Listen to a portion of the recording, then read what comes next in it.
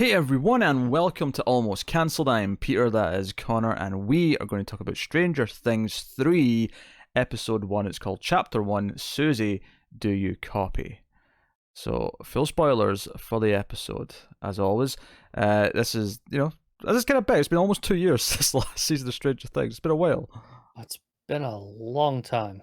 We, like, and we were quite, I mean, just to sort of recap how we felt about the past, season. Like we were pretty positive overall in the end. It definitely had more ups and downs than season 1 did. Season 1 was more consistent. Yeah, and it had that one episode that really split us down the middle. Well, yeah, you didn't like it, I did. So Yeah. So it was nice to have both perspectives, on show during the review. But we're here for season 3, back to 8 episodes for the season. Which maybe might fix some of the problems that season 2 had, just having that back down to the tight 8 episodes. And we'll get into it. So I'll start off with the big thing that made me laugh right away, because the opening scene is what turns out to be Russians trying to open a breach to the Upside Down, and I started laughing. And I will admit that it really helped the previously on in the that I got on Netflix. I got a nice big recap of season 2. Nope. No, it was a solid 4-minute recap. It was very helpful. Nope, didn't get it. But so you think I'm about to make a Chernobyl joke, right? That's what you think. I did think you were going to make a Chernobyl joke. Yeah, I was expecting it from as soon as I saw this scene. Don't get me wrong. I will make some graphite jokes. I will make some comrade jokes as we go throughout the season, probably. But the reason why this is funny, just in the context of its own show, is because finally that reporter douchebag is right. There was Russian spies in Hawkins. They really were trying. How you mentioned it. Yeah, they really were, because I was way back season 1 where we were saying that to Hopper, and he's finally right. Yeah. Well, I mean, we don't know if those Russians in the town, I suppose, but presumably they were, because they're behind things. Yeah, they're trying to copy exactly what happened. So presumably they were spying on at least the scientists. I love that, because this is mid '80s now. We're doing the Cold War arms race, Essentially, just with this. Yeah, because it threw me for a second, because it came up saying, whatever, date 1984, and I went, it can't be 84, because it was 84 last time, but it's just set a year earlier before we skip ahead to the current show's time period, which is 1985. And in this episode, much like the first episode last season, and I'm completely okay with this. This was a slower episode, just kind of reintroducing wherever all the characters are right now, what the social situations are for everyone. Like, who's got a job, who doesn't, who's with who's working where. Yeah, I almost don't want it to get strange, because I know it's Stranger Things, but if this was just Things, I'd be very happy with this show. Yeah, I would enjoy it. Like, we have, Mike and Eleven are in an actual relationship now, if you can call just kissing, like, all the time. Yes, much to the chagrin of all their friends. Well, and Hopper. Let's not discount Hopper's upset attitude. I was saving Hopper for his own segment. Oh, sure. We'll get to Hopper, but the way he goes up and like Eleven slams the door without moving because she's 11 was really funny to me. But Mike has to go off. So, he's not allowed to stay with her, and she's not to go out overnight. Hopper's been very protective, but he meets up with his friends. Not Dustin. Dustin's been away for a month. We'll get to him in a minute. But Steve, because he works in the mall that's opened in the last year, the Starcourt Mall, he lets them in through his ice cream parlor into the back of the mall so they can come out into just the aisle where all the theatre screens are in the movie theatre, so they can sneak into the movies. There was a Back to the Future poster, and I went, yeah, 1985, see Back to the Future. And then they went a few steps more, and they went into Day of the Dead. And as someone who's a horror fan, I can confirm that is indeed the opening scene of Day of the Dead, for anyone who was curious. Yeah, they don't need to sneak into the Back to the Future. Actually, well, I was just going with the sneaking in because they don't want to pay, not because it's R-rated. Oh, no. I immediately thought, oh, this is classic. Just, let's sneak into the film they're not allowed into. And Will has like a little flashback kind of moment, and it comes back again later because he's connected to the Upside Down a little bit still. Yeah, a little like PTSD flashes, which is totally fine. But I start there, and at one point Mike says, "Are you okay?" He notices he's a little bit out of it, and I thought, because you know, I thought maybe taking the kid who went through all that trauma to a horror movie might actually not be the greatest idea, especially when he's still technically underage to see it. I've heard of a lot of stories of people who have gone through, shit in general, not obviously supernatural shit, but real stuff that's quite horrific. love horror movies because the fakeness of it. Even you'd think, oh, it might trigger something, but it's the disconnect of knowing it's Oh, fake fair makes it enough. really I comforting. mean, obviously that's not everyone. I'm sure it varies between person to Oh, person, but absolutely, yeah. he does have. I mean, it's not the movie that's doing it really. It's just the actual upside down shenanigans that's doing it. But it just occurred to me in the moment. I'm like, hey, maybe you shouldn't have brought him to Day of the Dead. um, but no, so that was fun. Yeah, I like that. They did this with Terminator last year or last season. Terminator was on the TV, like the ad for Yeah, it. yeah. And then this season we get the poster for Back to the Future, and um, we get this, we get Day of the Dead. So that's pretty cool. It even gets people watching Cheers later on. So a lot of nice little things just to cement it in the time period. It's the 80s, is what we're saying. Well, it's the 80s, but more specifically in this show, each season specifically ties itself to a year. No, it does, but I mean, it's just it makes it very clear as just like, hey, look at all this stuff. They go out of their way. Oh, sure, but I mean, at this point, we don't need to be told it's the 80s. We're 3 seasons in. No, I know we don't need to be told it. They're just like relishing in going, hey, look at all this stuff. Yeah, but when I get to next season, I'm going to be looking forward to, okay, what's the 1986 thing? Like, what movie from 1986 are they going to kind of put into, give us the little Assuming connection? it is 1986 next season. We don't know That's that. true. It could skip a year next time. It could go 87. Because maybe the kids are all having growth spurts around now. Maybe it'll make more sense to jump 2 years in the. Yeah. Because I mean, it gets to a point where, hey, hang on, this shit's happening every year pretty consistently. Sure. I'll tell you what I do like, or not what I like, but what I noticed, is that most of the kids, they are a bit taller, a bit older, but the only one who sticks out as being holy shit they've aged is Erica, and that's Lucas's little sister, because she was a little kid last time, and I didn't even I only knew who she was because of the back and forth The with Lucas. interaction, Yeah, yeah. like I would never have recognized her because she looks like a completely different person now. Yeah. Her face has changed so much. It's just because she went from being like 5 to 8 or whatever. But the banter is on par, so it's Oh yeah, always right in the world. yes, I am looking forward to more Erica. So yeah, go see the movie. But the big thing that happens plot wise during the movie is there's a power cut in the whole town. The power goes out everywhere, and we see like a. So it's actually not entirely unreminiscent of something in Dark, to be honest, in terms of a visual effect. More silver in terms of color, but it's that's big. Yeah. All these molecules like sort of like dancing around and kind of Yeah. exploding and whatnot. Which I want to mention the gore here. Actually, there's two really good little gory moments in this for me this episode. One is at the start with the Russians, all the guys in the hazmat suits who are next to the big device that's drilling into the, trying to make the hole into the upside down, which does open for a bit. And we see some tentacles coming out, but then their machine goes haywire and it closes and they all die. Yeah. But all the guys in the hazmat suits, they get melted. When the generals come down and they see them, like you see like half melted bodies like falling out the suits and stuff like that. It's great. That is fun. And the second one is we get a scene where all the rats are being attracted towards this like abandoned warehouse where this thing is, this energy is, and we see all the rats just popping. They're just popping on the floor. Yeah. I didn't think those looked as good. I don't know. I had fun with it. No, I like the style, and what it was going for. I just didn't think the effects of it looked as good, as the earlier stuff. I mean, that's fair. I kind of enjoyed the. Maybe it was a sound effect more than anything else that I was liking, but I was enjoying the sound was great. Yeah. I was enjoying the pop. But to back to the kids, Dustin does come home. He's upset that no one's there. He thinks that no one cares that he's home. Yeah, no one's answering him on his radio. Yeah, but he does. It's all a trick. They're lying in wait, and 11 uses her powers to make him freak out because all of his toys are moving on their own. And when they jump out and say surprise, poor Lucas gets sprayed in the face with the Farrah Fawcett hairspray. Yeah. This was the thing from like the first trailer because it was the only trailer I watched. So this was like the main kind of bulk of that little trailer. So this was the one scene I actually knew kind of going in was here.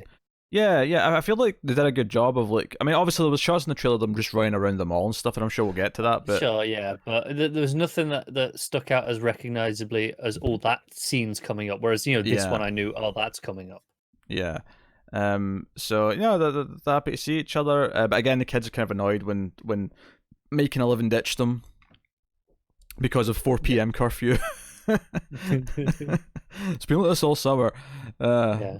To be fair, they are trekking up this stupid hill. They are. It's been going up for 5 hours. Nah, screw that. Yeah, I felt like they were exaggerating the 5 hours though. I don't think they actually were going for 5 hours. I don't know because it did get pretty dark. It did get dark after that. I assumed they just started later in the afternoon. Like I didn't think it was actually five. I mean, maybe it was 5 hours, but if it was I mean, I actually, assumed it. but this is the thing. If it's actually 5 hours, like it's going to take them like close to that to get home again, which is why I didn't think it was actually 5 hours. Well, I don't know because up, they're pretty a lot slower going up the hill, stopping a lot. Yeah, but it's dark by the time they leave. You think their parents are going to be happy with the fact that they don't get home until like midnight? I think they've given up on giving a shit on where these kids are, frankly. Hopper aside. I took it as hyperbole, okay? I'm sticking to it. Sure. But yeah, so Dustin claims that he has met a Suzy, hence the title of the episode. He has met a Suzy at camp. He was there for a month, and she is really smart. She's nerdy, but she's also hotter than Phoebe Cates. And obviously, like, go along with it, but eventually, like, oh, this, I don't really believe you. Lucas gets in a little bit of trouble with Max. She's like, no one's that perfect, and she's like, what's that mean to me? He's like, well, of course you're perfect in your own way. Yes, this is great. He's just like, yep, put your foot right in it there, ain't you, mate? Well, that was very much a thing, even when he was trying to court her last season, is that he kept kind of just, like, remember when he tried to tell her everything and she thought he was being a dick to her? Like, it's very much a running theme of their thing. But she's very self-aware because she eventually smells and says, I'm messing with you, it's fine. Yeah. But here's my thing, though. I'm going to say it now. She's real, and we're going to see her by the end of the season, because I can envision the scene in my head where, I mean, not a hot tail because she'll be like 15, but 15-year-old Susie's going to walk in the room, be real, and I can just see every other kid's jaw dropping. Like, I want that scene. Do you know what the reason why it doesn't even cross my mind that she's not real? Mm-hmm. Because after everyone leaves, Dustin's still there and is like, "Hey, True. Suzy, are you there?" That's true. Up until that point, I was questioning, along with all the rest of them, going, "Is she even real?" Like it would have been the cliche trope to go down, but that's fine. But when everyone's gone and he's still calling for her, there's that pretty much cements it for me. Yeah, but I look forward to that scene. I look forward to everyone else, like, because we're going to see her, right? She's going to walk into Hawkins and everyone's going to freak out. I kind of hope not. I think it's funnier if we don't see her. Okay. Well, no, I think it's the funniest thing to happen would be that if she does show up, but it's after everyone else has left for the day, and no one else gets to see her. We do, but the kids never get to see that she's real. That could be funny. Yeah. That continues the joke. Except maybe Steve, because Steve believes in Dustin. I stand by it. So there's no answer, even though they've put up this ridiculous, essentially radio tower that he's built. Yeah, he says it's a portable radio tower. Not sure that classifies as portable. If there's that much construction involved, I don't think it's portable. You're just deconstructing it and moving it every time. If it was like 3 parts that just clicked together and then it was working, I'll give you it, right? No, but he's duct taping things. Yeah. If it needs duct tape, it's no longer portable. However, he does start picking up Russian transmissions. The bad guys' transmissions, yeah. He inadvertently starts getting intel. What they were saying as well. Oh yeah, it was in code. Whatever phrase. Yeah, whatever it was like, I mean, I'm just making this up, but it was something like, the banana's always nice to go to Florida this time of year, or something like that. No, what they were actually it was the silver cat. The silver cat. So I remember that. They mentioned the silver cat twice, and the green and yellow meeting at the horizon or something like that. Yeah, it was cool. I mean, maybe if you watch the whole season and go back, it'll make more sense to us. But right now, it's just gibberish. Yeah, it was. But the silver cat stuck out to me as it was repeated. So I was like, okay, who or what is the silver cat? Yeah. Maybe we'll find out. Well, I assume the silver cat, maybe the silver thing we saw, the silver entity. It could be, yeah. The energy bomb or whatever it is. Which is interesting because as much as I think, obviously the Upside Down and the big monster, right? Because the big monster's pissed at Mike and the gang for what they did. Yeah. This feels like a relatively different thing that may still be connected to the Upside Down, but it feels like a different entity of some kind. It does, and I assume it is connected to the Upside Down just based on the fact that, one, this is Stranger Things, and two, that the Russians were messing with the Upside Down.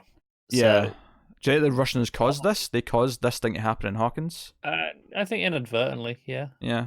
Yeah, like maybe... maybe intentionally, maybe because, when they first try it at the start, a year before, it obviously doesn't work, and they're told, right, you've got a year to fix it.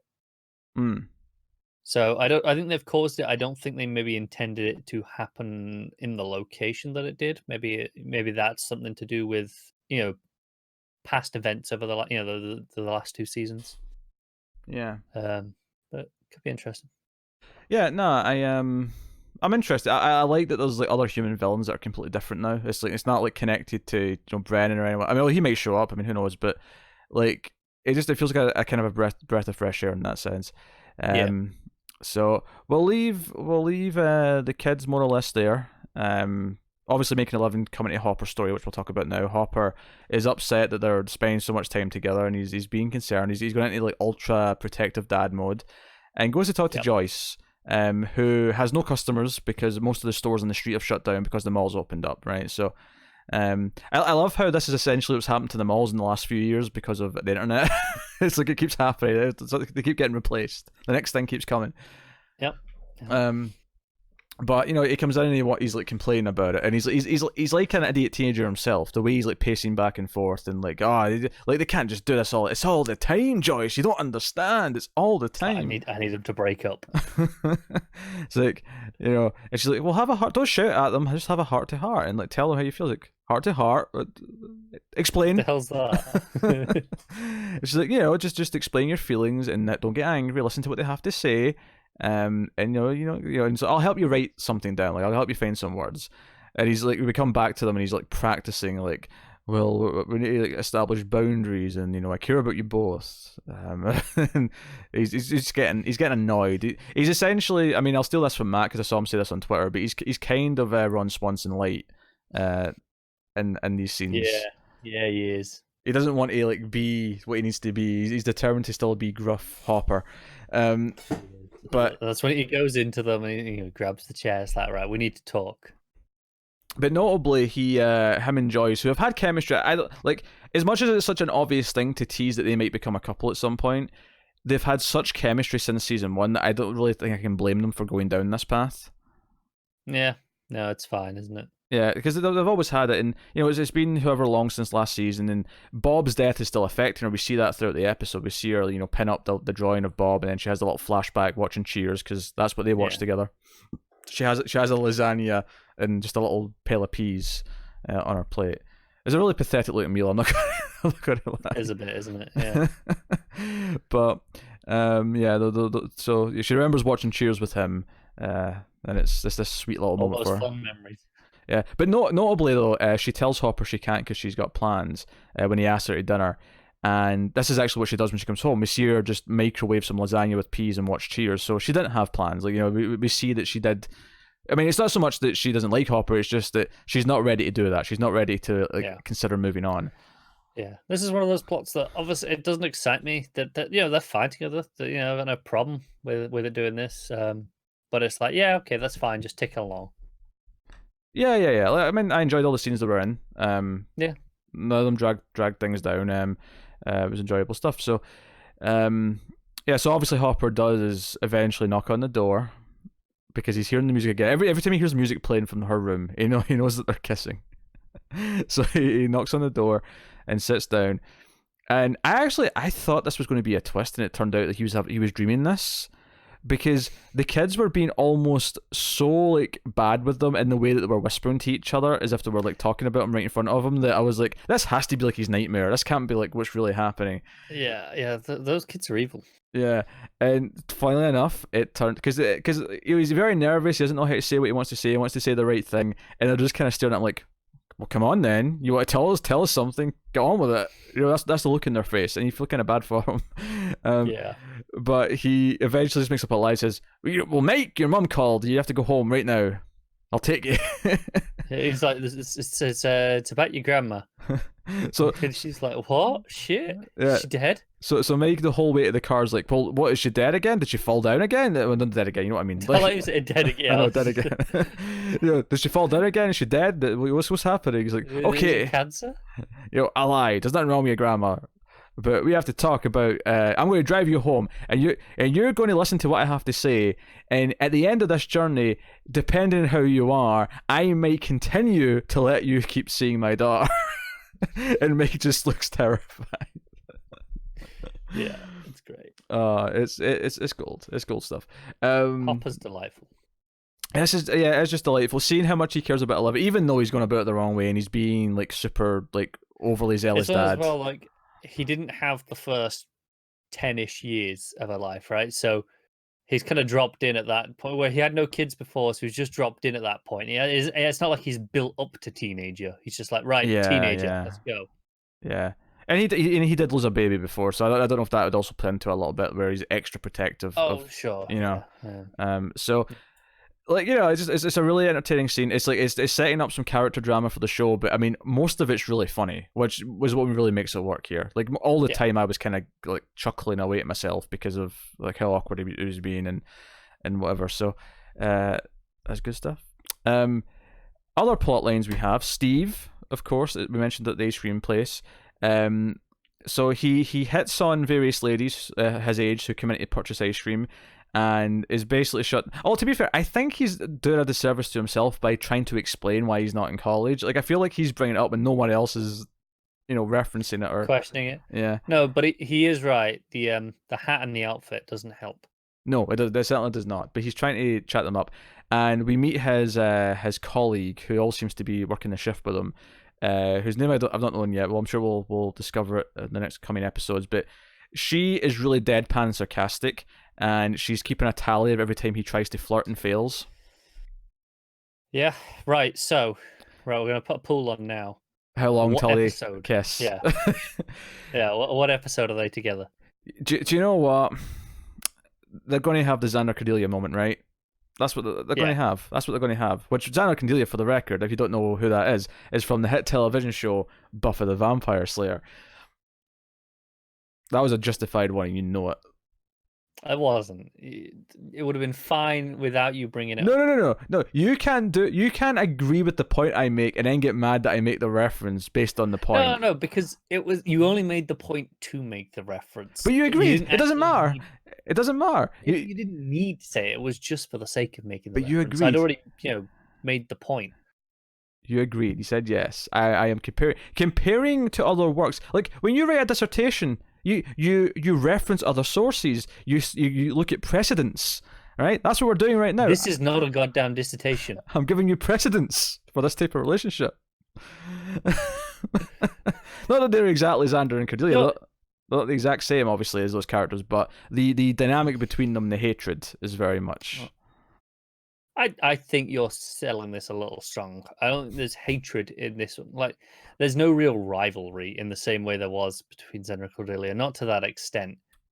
There was borderline disdain between those two. This doesn't have that. They're not showing off as interested in each other, but they're not even, and they're mildly competitive and having fun with each other.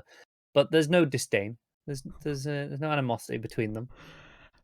I don't know, having fun with feels a bit too pleasant for the attitude that they have with each other. And I'm not saying they're at disdain. I think it's somewhere in between those two things.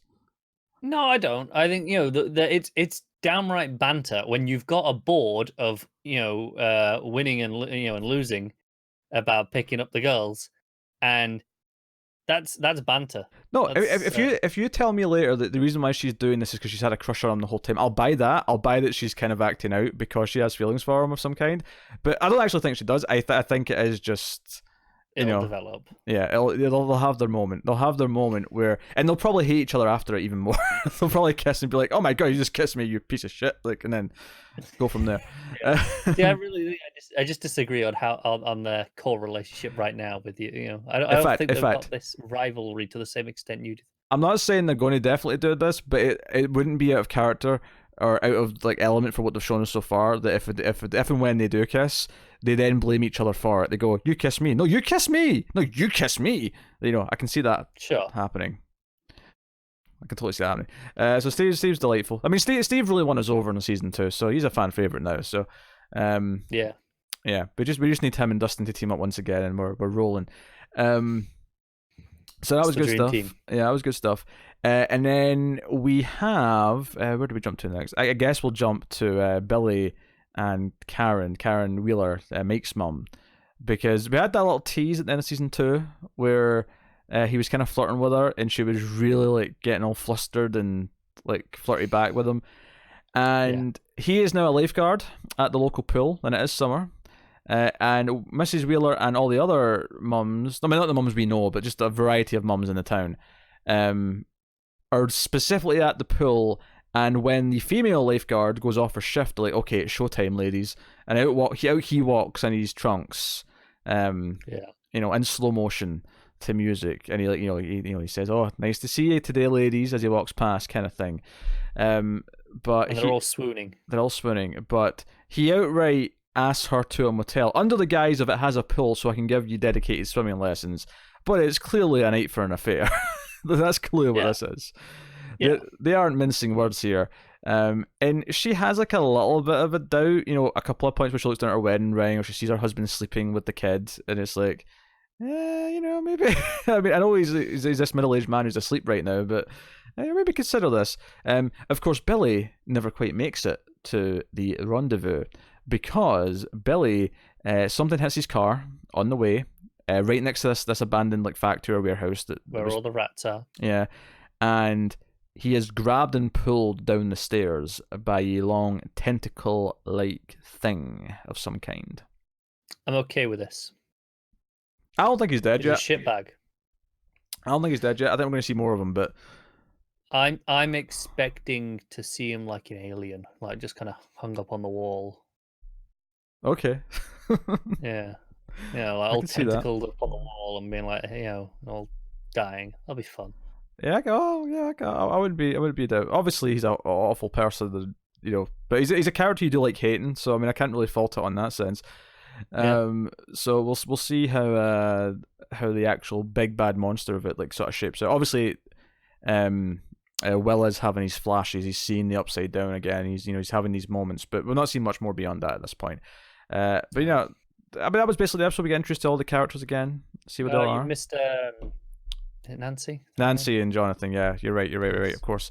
They both work at the local newspaper, and he's a photographer, so he's in the dark room. And she stays over at his, but she sneaks out, even though Joyce clearly knows that she's been there. Yeah. She's clearly cool with it, but she still feels the need to sneak out. But they sleep in late because of the power out the night before, and very very Home Alone. Well, 1 and 2. Was it both 1 and 2? One was a power outage. I can't remember which one. They wake up and go, "We're late," and then that.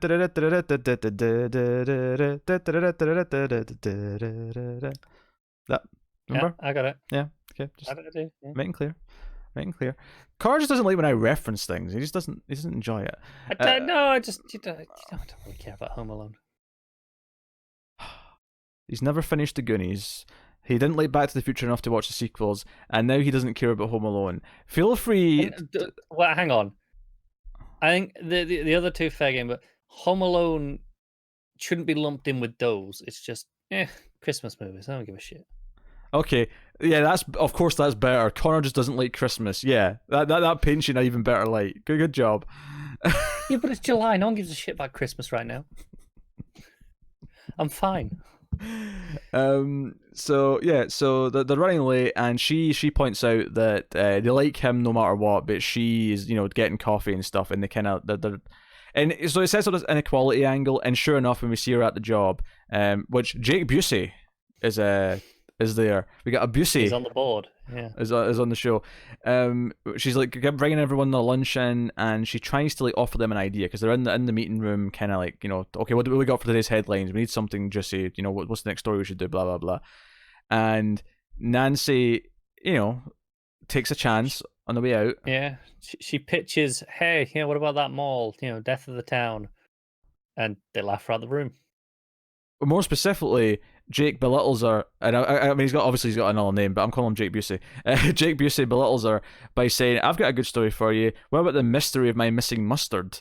Do you think you can solve this condiment conundrum or something like that?" He says, and then they all laugh in her face as she leaves the room. And like it is proper like sexist workplace bullshit. Like you were really going down this with her this season, which I actually kind of like. I like that her and Jonathan have a different thing, and what I really like about it is that it's a profession, much like when we talk about Superman being at Daily Planet, that leads to investigating the actual thing that's going on. Yeah, which is my one hope that actually means they might have something to do, like, significant this season, because I feel like it's a pretty big cast at this point.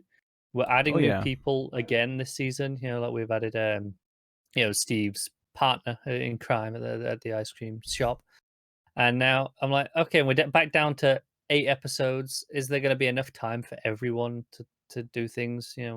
I think this immediately gives them more of a direct importance than last season did, because this is I hope so, directly. because they were definitely the ones that were lacking last And season. they had fun scenes last season, and they were involved at the end. But yeah, they were very separate for most of the season. Whereas this season, like, I can see the fact that they're investigating things as journalists, or at least she is, and maybe she brings him along as a photographer, and maybe they get proof that leads to Hopper getting involved, or whatever. Because she's onto the rats, so she's on the trail already. She's the first one on the trail. Yeah, she's gotten information about the rats. That's a scene we get later on. So, so that might really be their place in the show now at this point.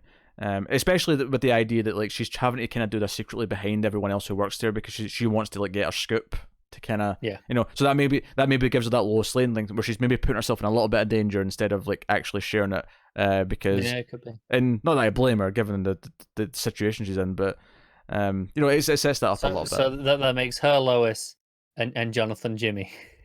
Yes. 11 Superman, obviously. Obviously, yeah. I don't know what that makes Mike, but we'll go with Chump. I mean, hell, 11's even adopted. Like, it's all there. Yeah, it's all there. But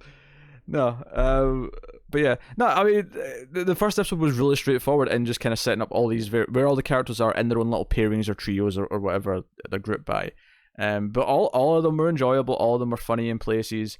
And funny, and what I think I appreciate in terms of the humor is that they're all funny or fun in different ways. Like, Billy and Mrs. Wheeler is funny, and it's almost like an intentional cheesy thing as he's walking down in slow motion and all the ladies are all staring at him. Yeah. That's fun in that way. Whereas Hopper trying to, like, talk to the kids is funny in a sweet way because he's trying his best. They're very different humor and an awkward way. Yeah. It's that awkward humor that I like.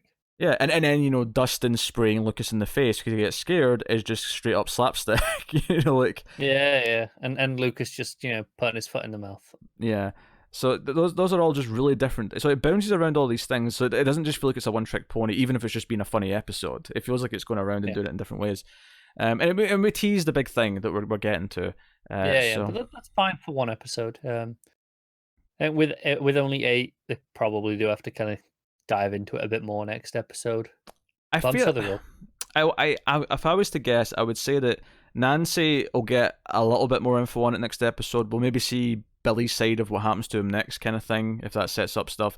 But the kids won't necessarily be on the trail of it until maybe episode 3. Would be my because if I recall, last season we had the first 3 that were kind of like the setup. Yeah. And things didn't really start happening till like 4, and I don't think you can get away with that this time if there's only 8 episodes. It's too late. My guess would be we bring in 1 or 2 characters into it properly next episode, and then we don't bring all the characters in. That's fine, yeah. We sprinkle them a little bit at a time. But I mean, I could be completely wrong. Maybe we'll watch episode 2 and this all hell breaks loose. Shit will go down. Yeah. I know Matt is already on episode 6 because he tweeted out a photo saying that do you want to keep watching? Yeah, well, Matt's a dick. Yeah. And he's never going to watch this, so it's fine. It's fine, yes. No, I mean, obviously it takes a lot of willpower for me not to just put on the next episode, but we, of course, are reviewing these episode by episode, and we will have the next review day after tomorrow is the plan. Maybe even technically slightly less than that, given how late this goes up in the day.